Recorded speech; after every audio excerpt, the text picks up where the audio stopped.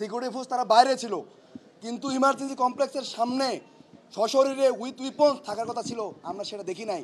তাই আমরা বাধ্য হয়ে নিজের সিকিউরিটির জন্য আমরা আজকে থেকে কর্মবিরতিতে যাচ্ছি। এবং আপনারা অবগত যে আমাদের এই বৈষম্য বিরোধী ছাত্র আন্দোলনের সময় যে দুইবার ইনসিডেন্ট ঘটেছে, আমাদের চিকিৎসকরা তাদের নিজের জীবন বাজি রেখে কী পরিমাণে সার্ভিস দিয়েছে সারা বাংলাদেশে।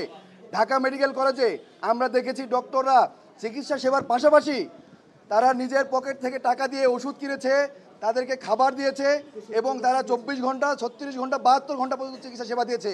তাই আমি এই কথাটা স্পষ্ট বলতে চাই যে আমরা যারা ডক্টররা, we are Bangladesh, we are doctor, we serve the humanity. আমরা বৈষম্য বিরোধী ছাত্র আন্দোলনেরই পার্ট এবং আমরা আপনাদেরকে সেবা দিয়ে থাকি।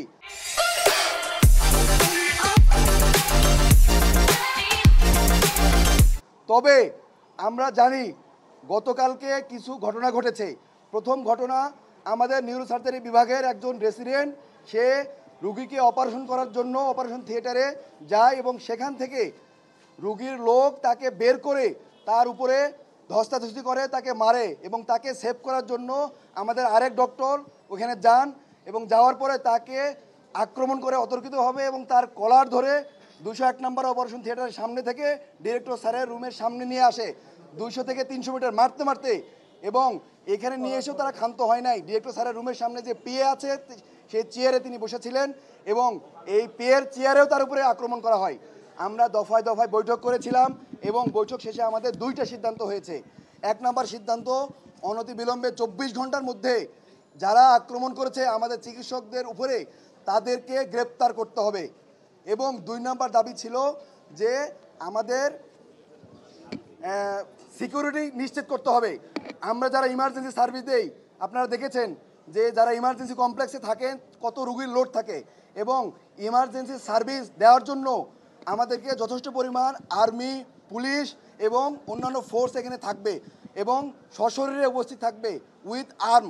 কিন্তু আমাদের প্রশাসন সেটা করতে ব্যর্থ হয়েছেন। আমাদেরকে আশ্বস্ত করার পরেও আমরা দেখেছি আরও কালকে রাতে 2টা বিচ্ছিন্ন ঘটনা ঘটে। আরেকটা ঘটনা হচ্ছে, একটা রুগীকে তারা বাইরে আক্রমণ করেছিল এক গ্রুপ।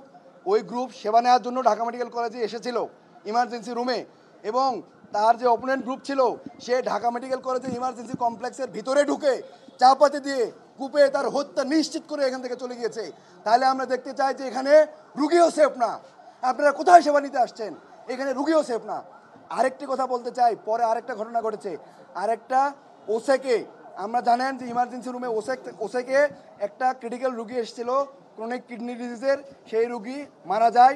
মারা যাওয়ার পরে এই রুগী মারা যাওয়ার পরে আমার ডক্টর, ইমার্জেন্সি মেডিকেল অফিসার এবং অন্যান্য ডক্টরের উপরে হামলা হয় এবং ইমার্জেন্সি কমপ্লেক্স ওসেক ভাঙচুর করা হয়। তাই আমরা দেখতে পাই যে এখানে ডক্টর, রুগী কেউই নিরাপদ না। আমরা কালকে ডিরেক্টর স্যারের অনুমতিতে আশ্বাসে কালকে রাত 11টা বাজে আবার কর্মক্ষেত্রে ফিরে যাই। আমরা সকাল 8টা পর্যন্ত ইমার্জেন্সি সার্ভিস দিয়েছি, সারা রাত ধরে অপারেশন করেছি, আমরা হাসপাতালে ছিলাম, আমরা দেখেছি, রুগীকে সেবা দিয়েছি। স্যারের কথায় আশ্বস্ত হয়ে যেহেতু আমরা কাজ করেছি, কিন্তু আমরা কোনো সিকিউরিটি ফোর্স এখানে ভিতরে দেখি নাই। সিকিউরিটি ফোর্স তারা বাইরে ছিল, কিন্তু ইমার্জেন্সি কমপ্লেক্সের সামনে সশরীরে উইথ উইপন্স থাকার কথা ছিল, আমরা সেটা দেখি নাই। তাই আমরা বাধ্য হয়ে নিজের সিকিউরিটির জন্য আমরা আজকে থেকে কর্মবিরতিতে যাচ্ছি। আমরা 2টা থেকে প্রোগ্রাম রেখেছি বাগানগেটে। আপনাদেরকে অনুরোধ করব আপনারা সবাই থাকবেন এবং আমাদের দাবি দেওয়া সহ আমরা আপনাদের কাছে আবার ব্রিফ করব।